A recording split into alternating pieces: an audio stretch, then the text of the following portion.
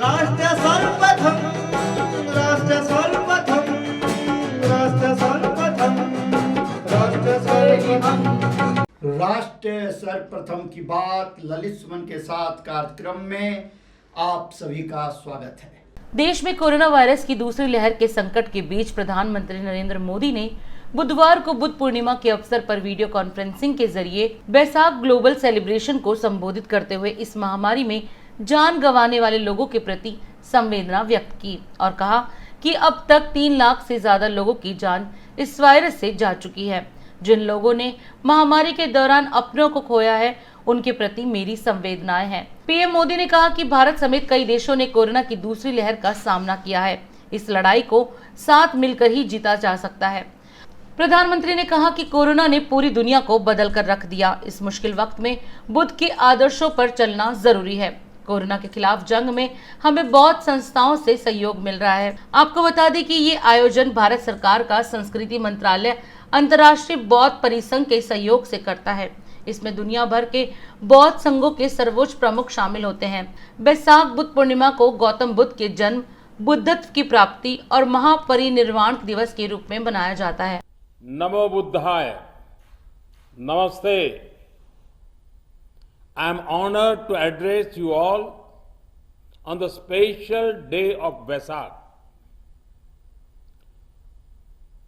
Vesak is a day to celebrate the life of Lord Buddha.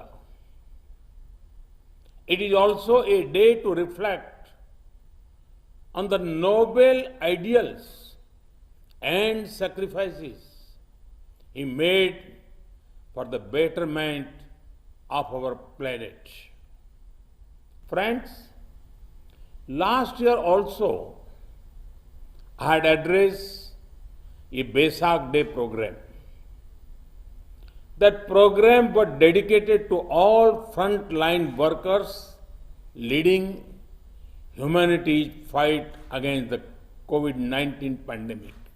A year later, we are seeing a mix of continuity and change. The COVID-19 pandemic had not left us. Several nations, including India, have experienced a second wave. This is the worst crisis humanity faces in decades. We have not seen a pandemic like this for a century. Our planet will not be the same after COVID-19. We now have a better understanding of the pandemic, which strengthens our strategy to fight it.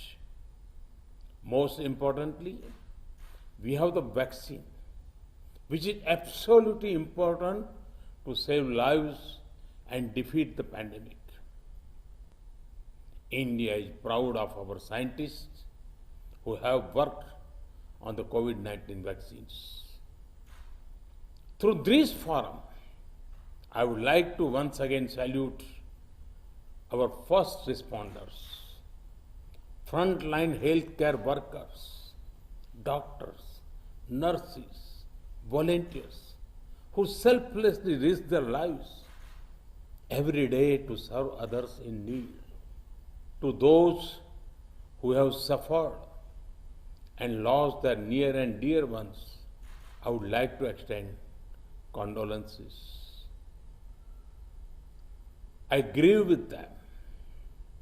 Friends, by studying the life of Lord Buddha, there is mention of the 4 sights.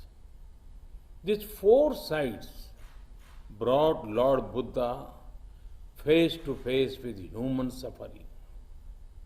At the same time, it ignited within him the desire to devote his life to removing human sufferings.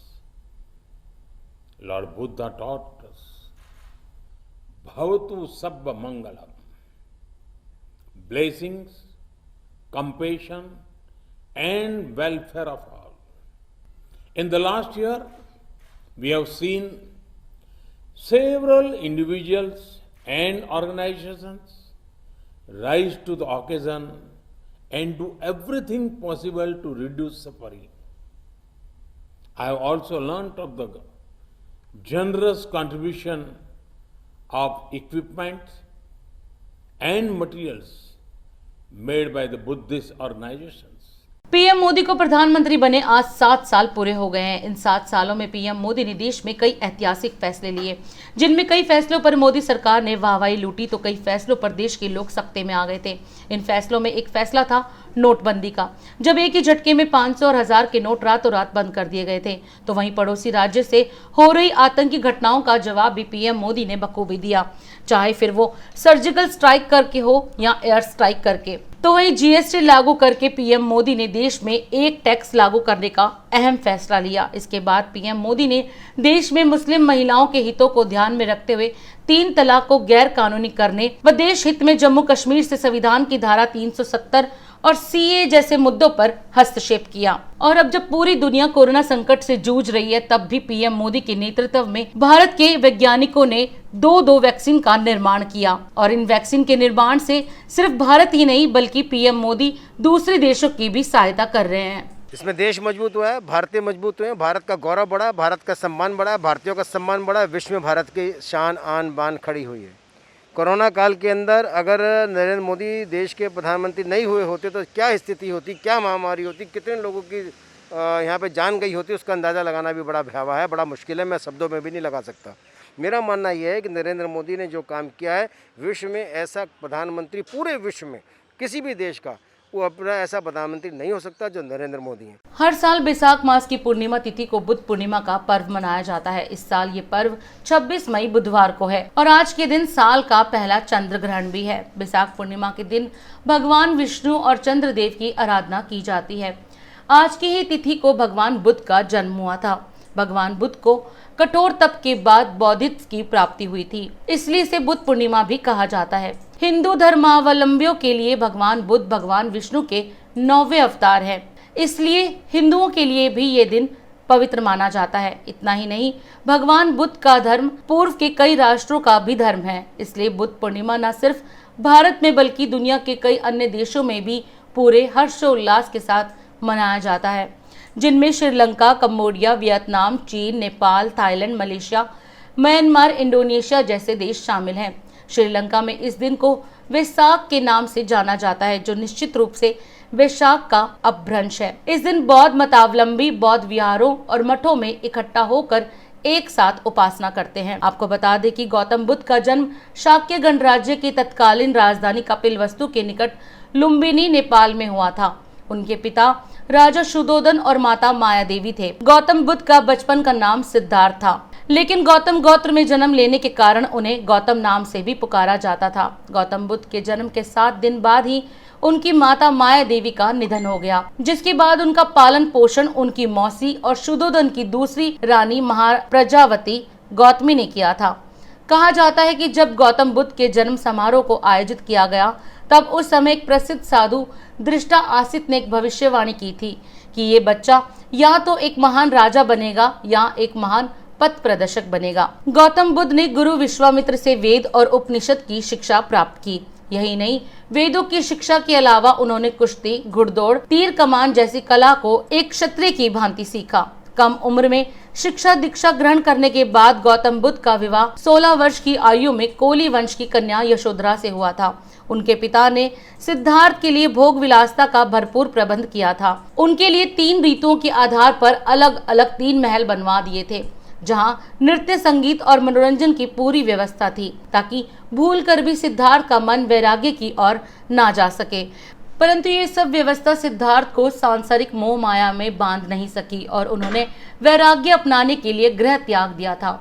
गृह त्याग के पश्चात सिद्धार्थ 7 वर्षों तक one में भटकते रहे और 528 ईसा पूर्व इसी दिन उन्होंने बिहार के बोध गया में एक वृक्ष के नीचे जाना कि सत्य क्या है, इसी कारण बिहार स्थित बोधगया नामक स्थान हिंदू व बौद्ध धर्मावलंबियों के पवित्र तीर्थ स्थान में से एक है। यहाँ उन्होंने कठोर तप किया और बैसाख पूर्णिमा के दिन बोधगया में बोधि वृक्ष के नीचे उन्हें बुद्धत्व ज्ञान की प्राप्ति हुई और आज ही के दिन 483 ईसा पूर्व 80 वर्ष की उम्र में गौतम बुद्ध दुनिया को अलविदा कह गए।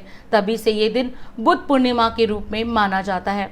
बुद्ध पूर्णिमा के अवसर पर देश के राष्ट्रपति रामनाथ कोविंद, प्रधानमंत्री मोदी, केंद्रीय रक्षा मंत्री राजनाथ सिंह, केंद्रीय गृह मंत्री अमित शाह, केंद्रीय परिवहन मंत्री नितिन गडकरी, मुख्यमंत्री नीतीश कुमार, मुख्यमंत्री योगी आदित्यनाथ व कई नेताओं ने ट्वीट कर देशवासियों को शुभकामनाएं दी। बुद्ध पूर्णिमा के पावन पर्व पर राज सर्वप्रथम की टीम व नेशनल चैनल कात्यायनी के चैनल हेड ललित सुमन की तरफ से देशवासियों को हार्दिक शुभकामनाएं।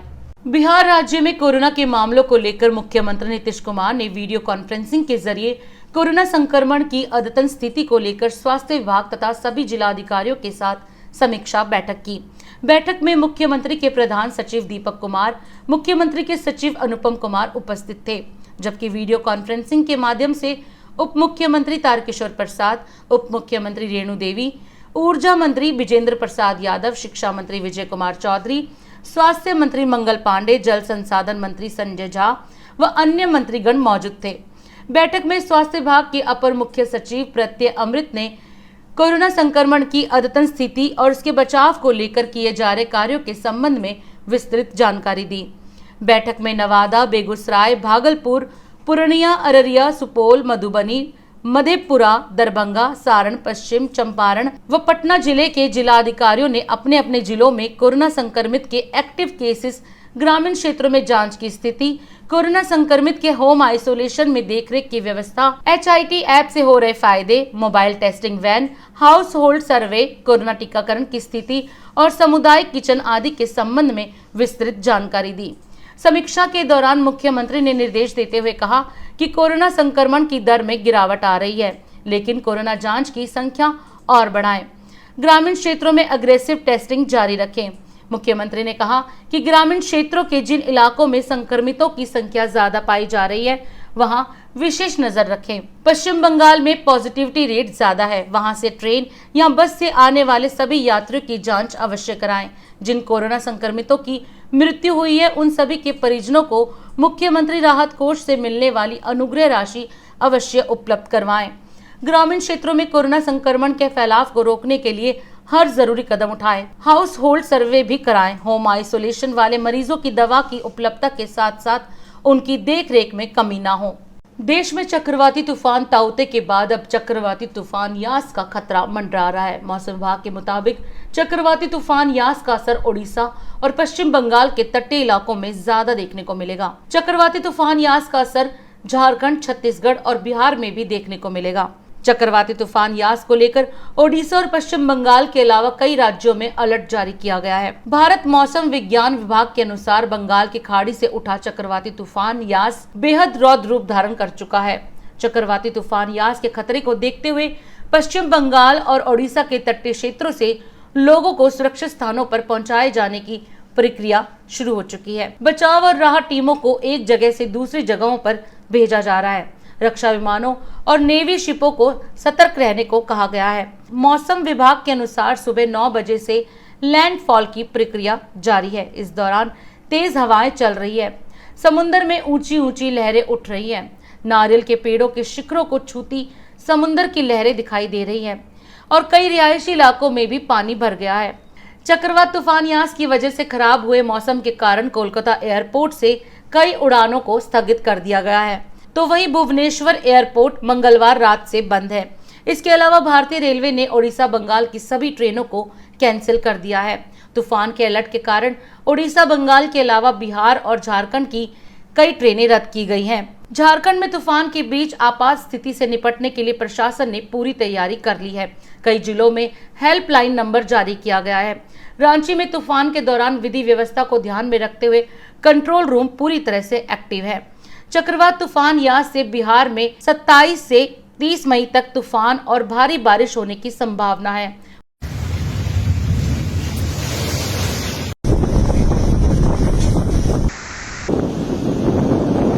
मुख्यमंत्री नीतीश कुमार ने चक्रवाती तूफान यास के मद्देनजर तैयारियों को लेकर मंगलवार को आपदा प्रबंधन विभाग, संबंध विभागों तथा सभी जिला अधिकारियों के साथ ऑनलाइन बैठक की। इस दौरान मुख्यमंत्री ने सभी को तूफान की स्थिति में एहतियात बरतने तथा सतर्क रहने का निर्देश दिया। ऊर्जा, कृषि, स्वास्थ्य, जल संसाधन, लघु जल संसाधन, पथ निर्माण एवं ग्रामीण कार्य विभाग को विशेष रूप से अलर्ट रहने को कहा गया है। साथ ही आपदा से निपटने के लिए एनडीआरएफ और एसडीआरएफ की टीमों को भी अलर्ट पर रखा गया है। बैठक के दौरान मुख्यमंत्री नीतीश कुमार ने निर्देश देते हुए कहा कि सूचना के अनुसार पूरे बिहार में इस तूफान का प्रभाव पड़ेगा।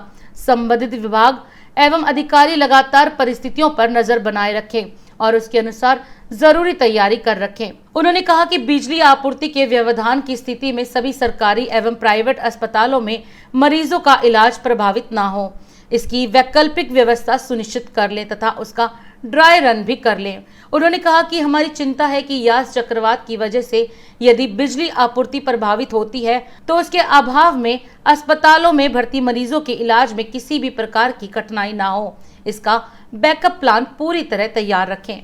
22 वर्षों से प्रकाशित मदर इंडिया पत्रिका, पढ़ते रहें देश दुनिया की खबरों के लिए।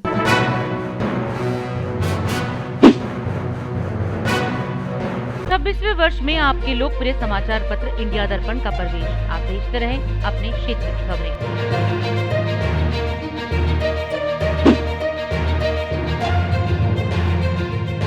दिल्ली के मुख्यमंत्री अरविंद केजरीवाल ने आज वीडियो कॉन्फ्रेंसिंग के जरिए केंद्र सरकार से दिल्ली में कम हो रही वैक्सीन की मांग की है।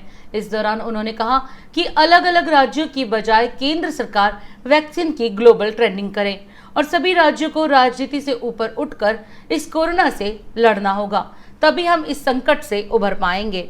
दिल्ली में युवाओं की वैक्सीन खत्म हो गई है। पिछले 4 दिनों से युवाओं के वैक्सीनेशन सेंटर बंद पड़े हैं। बुजुर्गों की कोवैक्सीन भी खत्म हो गई है। हमने केंद्र सरकार को लिखा है, लेकिन अभी तक वैक्सीन आई नहीं है। और ये केवल दिल्ली की बात नहीं है, देश भर में कई टीका केंद्र बंद हो गए हैं। इतनी महामारी के दौर में इस वक्त तो हमें रोज़ नए नए केंद्र खोलने चाहिए थे। ऐसे वक्त में मौजूदा केंद्र भी बंद हो रहे हैं, ये अच्छी बात नहीं है। देश में वैक्सीन की ज़बरदस्त किल्लत है और मुझे लगता है पिछले महीनों में कई बड़ी गलतियां हुई हैं। अगर अपने देश के लोगों को सही समय पे वैक्सीन लगा दी जाती तो शायद दूसरी वेव के प्रकोप को काफ़ी कम किया जा सकता था। कई लोगों की जान बचाई जा सकती थी, कई घर बर्बाद होने से बच सकते थे। दूसरी वेव देश के लिए बेहद घातक साबित हुई है। शायद ही ऐसा कोई परिवार हो जो कोरोना से अछूता रहा हो। न जाने कितने लोगों ने अपनों को खोया है, कितने घरों के चिराग बुझ गए, न जाने कितने घरों से उनके सर से पिता का साया उठ गया, कितनों ने अपने माँ, भाई बहन और अपने प्रियजनों को खोया है। भारत ने 6 महीने की देरी कर दी। आज से 6 महीने पहले दुनिया के कई देशों ने अपने लोगों को व्यापक स्तर पे वैक्सीन लगाना शुरू कर दिया था। हमने उस वक्त बहुत बड़ी गलती कर दी। अपने लोगों को वैक्सीन लगाने की बजाय अपनी वैक्सीन दूसरे देशों को भेजनी चालू कर दी। जब दुनिया के दूसरे देश अपने अपने लोगों को बड़े स्तर पे वैक्सीन लगा रहे थे, हम अपने लोगों की वैक्सीन लगाने की बजाय अपनी वैक्सीन दुनिया के दूसरे देशों को भेज रहे थे। दुनिया की सबसे पहली वैक्सीन भारत के वैज्ञानिकों ने बनाई। हमें उसी वक्त बहुत बड़े स्तर पे, युद्ध स्तर पे उसका उत्पादन शुरू कर देना चाहिए था और युद्ध स्तर पे सभी भारतीयों को वैक्सीन लगाने का काम शुरू कर देना चाहिए था। यह काम हम दिसंबर से शुरू कर सकते थे, हमने ऐसा नहीं किया। अगर उस वक्त टाइम पे देश को वैक्सीन लगा देते तो शायद दूसरी वेव के प्रकोप से देश को बचाया जा सकता था। खैर, जो हुआ उसका कुछ कर नहीं सकते। अब मुझे दुख इस बात का है कि आज भी हम उतनी गंभीरता के साथ काम नहीं कर रहे। मार्च में दूसरी वेव शुरू हुई। हमें उसी वक्त दुनिया भर से वैक्सीन मंगवा के लोगों को लगा देनी चाहिए थी, अपने लोगों को लगवा देनी चाहिए थी। लेकिन उस वक्त सभी राज्यों को कह दिया गया कि आप अपना अपना देख लो, सभी राज्य अपना अपना इंतजाम कर लो। सभी राज्य बेचारे वैक्सीन लेने के लिए पूरी शिद्दत के साथ लग गए। मैं कई मुख्यमंत्रियों के संपर्क में हूं, लगभग हर मुख्यमंत्री ने यहां वहां जहां तहां से वैक्सीन लाने में कोई कसर नहीं छोड़ी। 2 महीनों से देश का हर राज्य वैक्सीन जुगाड़ने में लगा हुआ है। मेरी जानकारी के मुताबिक अभी तक कोई भी राज्य शायद वैक्सीन का एक भी एक्स्ट्रा टीका इंतजाम नहीं कर पाया। उन वैक्सीन को छोड़ दीजिए जो केंद्र सरकार ने दिए हैं, उन्हें छोड़ के कोई भी राज्य अपने प्रयासों से किसी भी कंपनी से एक भी एक्स्ट्रा टीके का इंतजाम नहीं कर पाया। वैक्सीन कंपनियों ने साफ साफ कह दिया कि वे राज्य सरकारों से बात नहीं करेंगे, केवल केंद्र सरकार से बात करेंगे। कई राज्य सरकारों ने ग्लोबल टेंडर निकाले, सारे टेंडर फेल हो गए। एक भी वैक्सीन का टीका अभी तक नहीं आया। तो फिर देश वैक्सीन क्यों नहीं खरीद रहा? इस वक्त हमारा देश कोरोना महामारी के खिलाफ युद्ध कर रहा है। ऐसे युद्ध के समय हम ये नहीं कह सकते कि सब राज्य सरकारें अपना अपना देख लें। मैं प्रधानमंत्री जी को कहना चाहता हूं कि इस वक्त देश के सभी मुख्यमंत्री अपनी अपनी राजनीति से ऊपर उठ के, अपनी पार्टीबाजी से ऊपर उठ के देश के सिपाही बन के आपके साथ काम कर रहे हैं। आप हमें जिम्मेदारी दीजिए, हम हर जिम्मेदारी पूरी करेंगे। लेकिन जो काम हमारा है ही नहीं, वो काम राज्य सरकारें कैसे करें? जो काम केंद्र सरकार को करने का है वो तो केंद्र सरकार को करना ही पड़ेगा ना, उसे हम कैसे करें? आप जितनी जरूरत है उतनी वैक्सीन लाके हर राज्य को दे दीजिए। उनको जनता को लगाने का काम हमारा है, वो हम करेंगे। कोरोना को हराने के लिए हम सबको मिलके टीम इंडिया बन के काम करना पड़ेगा। भाजपा के दिल्ली प्रदेश कार्यालय में दिल्ली प्रदेश अध्यक्ष आदेश गुप्ता, नेता प्रतिपक्ष रामवीर सिंह बिदूड़ी व सांसद गौतम गंभीर ने एक प्रेस वार्ता कर दिल्ली सरकार की स्वास्थ्य सेवाओं और दिल्ली में वैक्सीनेशन पर सवाल खड़े करते हुए कहा कि दिल्ली सरकार वैक्सीनेशन की आड़ में सिर्फ राजनीति कर रही है। वैक्सीनेशन पर हो रही केजरीवाल द्वारा राजनीति, उसके पर्दाफाश को लेकर कुछ अहम सवाल हम दिल्ली के मुख्यमंत्री से कर रहे हैं। जब वो खुद से नाकाम हो जाते हैं तब वो इन शब्दों का सहारा लेकर केंद्र सरकार के ऊपर आरोप लगाते हैं। यहाँ मैं बात करना चाहता हूँ कि कोरोना महामारी में जिस तरह से दिल्ली सरकार की स्वास्थ्य व्यवस्थाएं चरमराई, जिस तरह से दिल्ली के अंदर न बेड, न ऑक्सीजन, न वेंटिलेटर, और उन चरमराती व्यवस्थाओं में हर जगह केजरीवाल की नाकामी दिख रही थी, तो जब उनके ऊपर ये सवाल पूछा जाने लगा आखिर दिल्ली के अंदर हेल्थ पूरी तरह से दिल्ली सरकार का है, तो केजरीवाल ने अभी तक ये सारी व्यवस्थाएं क्यों नहीं की? और ऑक्सीजन ऑडिट की जैसे ही बात हुई वैसे ही उन्होंने यू टर्न लिया। फिर उन्होंने अपनी राजनीति के अंदर वैक्सीनेशन पर राजनीति करने लगे। यहाँ अगर हम थोड़ा पीछे जाएंगे तो हमें ध्यान है कि जिस समय हमारे देश के प्रधानमंत्री मोदी जी 16 जनवरी को फ्रंट लाइन वॉरियर्स को वैक्सीनेशन का पूरे देश में कैंपेन लॉन्च हुआ, तो यही लोग बहुत सारी बुराइयां उसमें निकाल रहे थे। उसके बाद जब 1 मार्च से वैक्सीनेशन के दूसरा फेज शुरू हुआ तो उसी समय ये लोग चिल्लाने लगे, केजरीवाल जैसे लोग कहने लगे कि केंद्र सरकार ही अपने आप में सारी पावर रखे है, ये वैक्सीनेशन की खरीद की थोड़ी बहुत हम लोगों को भी लिबर्टी दी जाए। कांग्रेस समेत तमाम विपक्षी दलों को तरफ से ये आने लगा कि केंद्र हमको लिबर्टी दे, हम खुद खरीदेंगे। और जब 19 अप्रैल को भारत सरकार ने एक नीतिगत फैसला लिया कि भारत सरकार जितना वैक्सीन का प्रोडक्शन होगा उसका 50% वैक्सीन राज्य खरीद सकते हैं, ये आदेश जैसे ही जारी हुआ वैसे ही हर राज्य को 50% वैक्सीनेशन 18 से 44 साल तक के लोगों के लिए वो खरीदने की आज़ादी मिली। लेकिन यहाँ भी दिल्ली सरकार ने अपने निकम्मेपन को जाहिर किया। उन्होंने वैक्सीन खरीदने के लिए कोई ठोस कदम नहीं उठाया, जबकि दूसरे राज्य, मैं अगर एक दो राज्यों की बात करूं तो कम से कम मेरे पास कई राज्यों की बात है।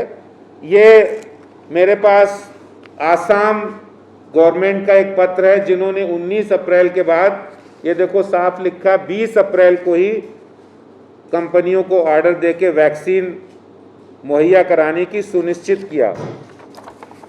लेकिन दिल्ली सरकार वहीं पर जाके 7 मई को इन्होंने याद आया कि हम वैक्सीन खरीदने सकते हैं। इससे पहले वो हमेशा ये कहते रहे, पैनिक क्रिएट करते रहे, लोगों को डराते रहे, दिल्ली के लोगों के अंदर भय का माहौल करते रहे कि वैक्सीन दिल्ली में नहीं है, हम वैक्सीन कहाँ से लेंगे। अरे ये केंद्र सरकार ने आपको आज़ादी दे दी तो तुरंत वो कदम आपने उठाने चाहिए थे। अरविंद केजरीवाल की सरकार ये नहीं बता पाई है कि वैक्सीन खरीदने के लिए उन्होंने इन दोनों कंपनियों को कब ऑर्डर दिया, और न अभी तक ऑर्डर की कॉपी पब्लिक की गई है। मेरा यह आरोप है कि अरविंद केजरीवाल ने वैक्सीन खरीदने के लिए दोनों कंपनियों को ऑर्डर ही नहीं दिया है। जैसे अध्यक्ष जी ने कहा, आसाम की सरकार, छत्तीसगढ़ की सरकार, उड़ीसा की सरकार अपने राज्यों के उन लोगों के लिए जिनकी उम्र 18 साल से 44 साल है, उनके लिए वैक्सीन की डोज खरीद सकती है। मैं दिल्ली की जनता को सिर्फ एक चीज़ कहना चाहता हूँ जी, कि दिल्ली को ईमानदारी की ज़रूरत है, सच्चाई की ज़रूरत है, सच्ची नीयत की ज़रूरत है। हर वक्त पे राजनीति करने की ज़रूरत नहीं है, क्योंकि जब आप राजनीति में आते हैं ना तो किस मकसद से आते हैं वो दिल्ली की जनता को पता चलना बहुत ज़रूरी है। क्योंकि हर वक्त पे राजनीति करेंगे, क्योंकि ईमानदारी वाले लोग चुनिए, जो जिम्मेदारी उठाएं वो लोग चुनिए, जो हर चीज़ पे राजनीति ना करिए वो चुनिए, जो आपका भला कर सकें, जो आपको वापस दे सकें, आपसे ले ना सकें, ऐसे लोग चुनिए। 22 वर्षों से प्रकाशित मदर इंडिया पत्रिका, पढ़ते रहे देश दुनिया की खबरों के लिए।